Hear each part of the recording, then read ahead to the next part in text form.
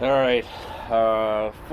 Forgotten Soldier Guy Sager, page 302, part 3, 4. I don't even fucking remember where I am. Let's just say chapter 10, 11, something like that. All right, here goes. We arrived at Venetia that evening. An air raid alert had disorganized the traffic, and the station was overflowing with soldiers in long winter coats. At that time, the Grossdeutschland division was partly based in the town. The military police were able to direct me to its command post. I was surprised by the efficiency of divisional organization. With only the name and number of my company, they were able to give me its precise location. I was horrified to learn that we had returned to the front, and along with 20 other companies, were occupying a zone some 300 miles from Venetia. I was given a precise district and the number of the sector. I had mentally prepared myself for a reunion with my friends, huddled around some blazing Russian hearth, discussing my canceled leave and the possibilities of getting it revalidated. Instead, we were destined to meet in some frozen trench in conditions of misery and danger.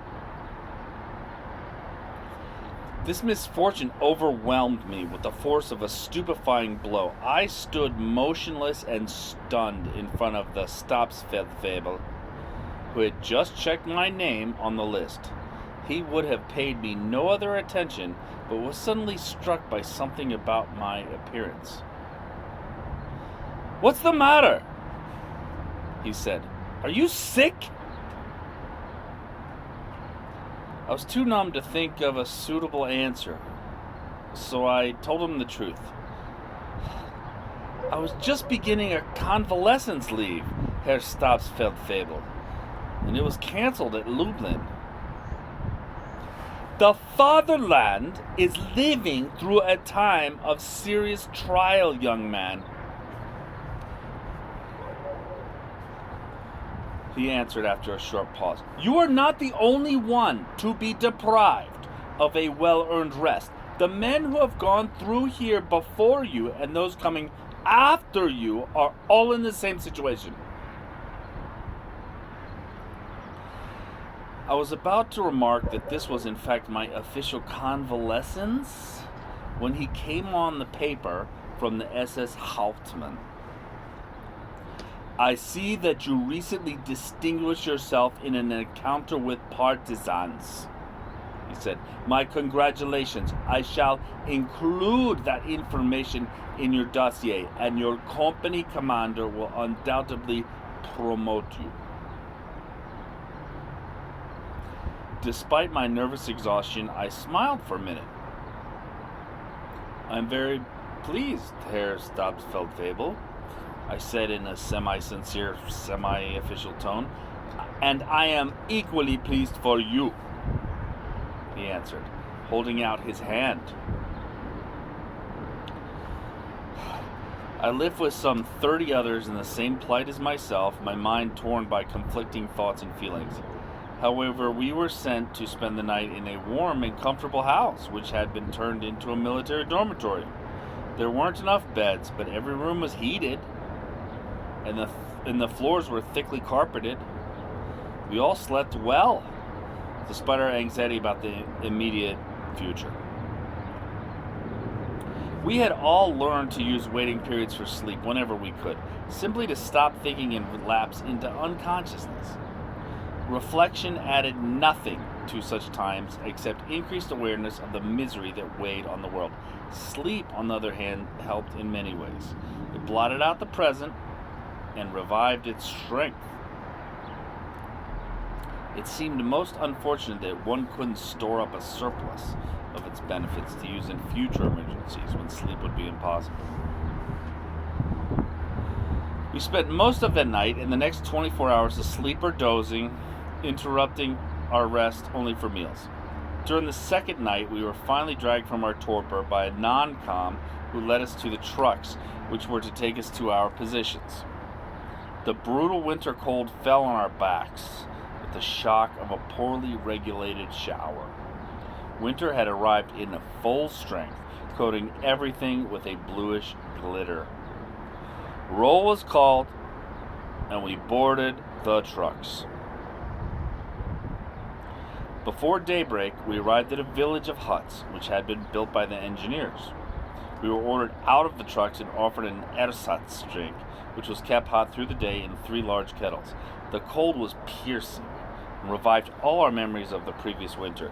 The shivering mornings, the cold, which became an almost unbearable torture, the impossibility of washing, the lice, and the 1,000 other elements which made life unsupportable. Everything smelled of the war, and every face was stamped with urgent anxiety. Large holes, which suggested air raids, also implied that matters were not entirely under control in this sector. About 50 of us were rejoining units and sectors separated by as much as 40 or 50 miles. We were divided into 4 groups, each of which was given mail and the supplies requested by particular companies. Then we were shown our approximate routes, and a non-com informed us in a tone of triumph that we would have to cover at least 20 miles. We began our march through a chain of long, snowy valleys. A network of heavy defenses extended for about half a mile around the center we had just left. Anti-tank guns, minefields, which we were careful to avoid, and innumerable nests of machine guns. Beyond us, wild, empty country stretched out into infinity, hardened by winter and favorable to any kind of hostile surprise. As soon as we left the last line of defenses, we knew we were on ground which belonged to whoever was walking across it at any moment, which could change hands from day to day. The front of the sector was never precisely drawn, but was more like a piece of lace embroidery with a multitude of recesses which sheltered ambushes and encounters more or less foreseen and unpredictable clashes. One of the men of our group was a new recruit. Very young, tall and stringy, like a weed that has grown too fast in a spell of damp weather. His enormous gazelle-like eyes stared at the anonymous vastness of the landscape, which he was clearly incapable of absorbing. He was visibly affected by the loss of his native dimensions. The short vistas of the Rhineland had never left him to suspect that such a huge scale was possible. A year ago, I had felt the same way. The cold, which had turned dry after 10 days of snow and cloudy skies, made the landscape into a white screen against which darker objects were startlingly visible. The wind of the preceding days had swept across the snow, piling it up against every barrier, filling in hollows and leaving brown patches of bare soil in other places, like great stains. As long as we didn't have to make any excessive detours, we preferred to follow the bare patches. Every hour, we stopped for a short rest. 5 or 6 planes flew by to the south. We froze for a minute, trying to discern their purpose, but they vanished over the horizon before we were able to distinguish whether they were Yaks or Me-109s. By lunchtime, we were still unsure of our bearings. The non-com responsible for getting us to our destinations claimed that we were moving in the right direction, but his face and voice betrayed his panic. Country on such a vast scale cannot be trifled with. One cannot play explorer in the forest of Fontainebleau, but not on the tundra, where one feels so small and trivial for games. The hostile indifference of nature seems so overwhelming, it is almost necessary to believe in God. We walked for a long time, and finally came to a line of telegraph poles stuck unevenly into the ground. They were following the edge of a road which we could see was in use, as it was deeply marked by fresh ruts. The non-com decided we should take the road to the south as the quickest way of finding our units. This seemed odd, as it was clear that we would be proceeding perpendicular to our previous direction. However, no one hesitated. We had long ago learned it was useless to argue points which had lost all meaning. We also felt heavily oppressed by the prospect of a night in the open, the first of a long series which would require all the patience and endurance we could muster. For a fraction of a second, the thought of my wrecked leave flared through my consciousness like a shooting star in the starry night. I swallowed hard, and everything sank back into uniform gray. The weedy young recruit remained speechless. His astonished eyes moved from snowy steppe to the faces of the experienced veterans we seemed to be, trusting us as a shepherd trusts the stars. He plodded dutifully along. We suddenly caught sight of a massive object buried in the snow 500 yards ahead of us.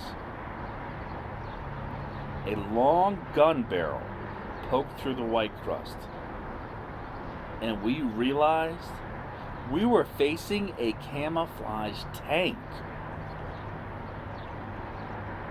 Of course, it was one of ours. Otherwise, we would all have been dead.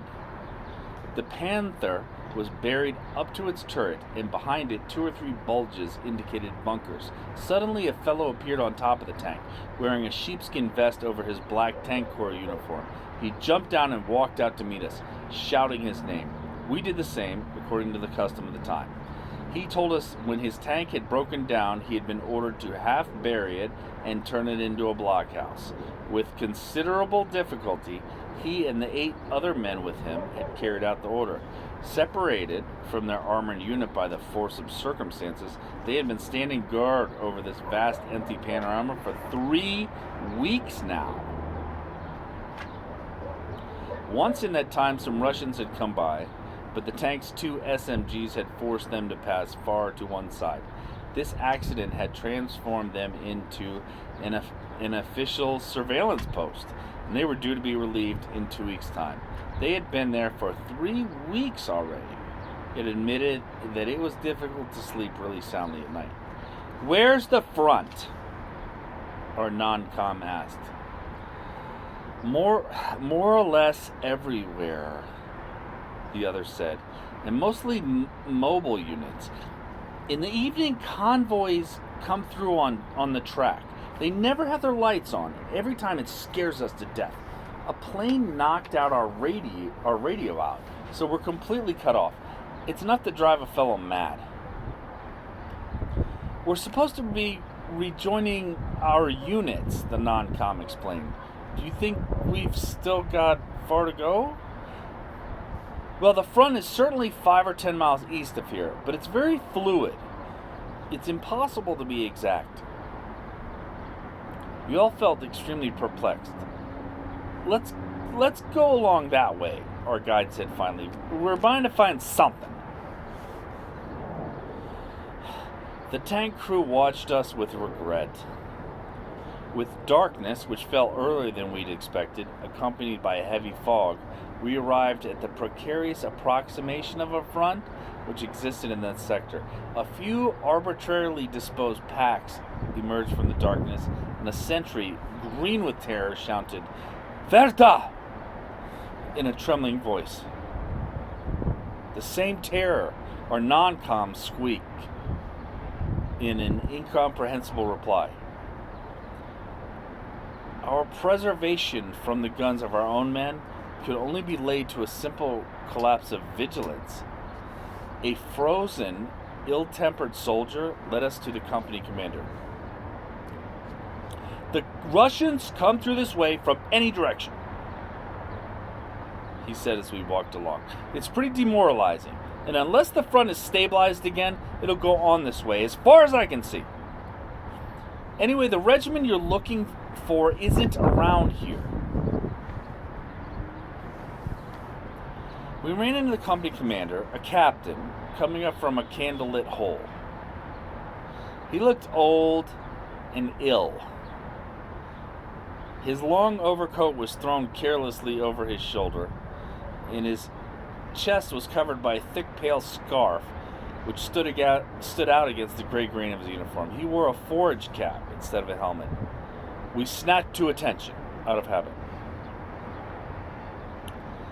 The officer studied our map, trying to find some helpful directions he might give us. He seemed bewildered.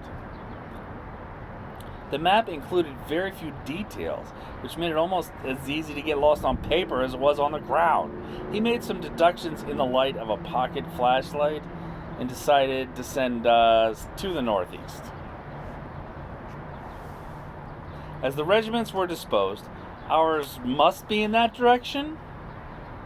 This seemed a long way from the orderly procedures of the Grossdeutschland office in Vinica. Despite the exhaustion of the long, painful march on which we had been engaged since dawn, we set off again into the icy, foggy darkness. 3/4 of an hour later, some fellows in our company, buried in that white desert, huddled a little closer in their shelter to make room for us. We had to stop, or we might have been lost for good. The acid, almost palpable fog, burned our throats and made every effort excessively painful. We managed to fall asleep despite the cold, which, as always, was much harder to bear in the beginning of the season before our bodies were used to it. Outside in the trenches, the sentries were stamping up and down to keep from freezing on their feet. The veil of fog wrapped them round completely, cutting them off from everything that lay beyond the parapet. We spent a harassed night of half sleep. Despite the lamp heaters and the canvas stretched across the mouth of our shelter, the cold, still only relative at the beginning of the season, was severe enough to make us feel half frozen. The thermometer must have fallen to as low as 15 degrees. The fog poured in, almost as thick as outdoors. The troops passed the time as best they could, either sunk in sleep, despite the discomfort, or playing scat, or writing home with a pen precariously balanced between numbed fingers. The candles, on which they had been ordered to economize as much as possible, were stuck in empty tins which caught the melting wax, prolonging their lives by as much as 4 or 5 times. The memory of those bunkers buried in the wildness of the steppe still haunts my memory, like a legendary tale heard in childhood. The demoralizing dawn cold greeted us as we left the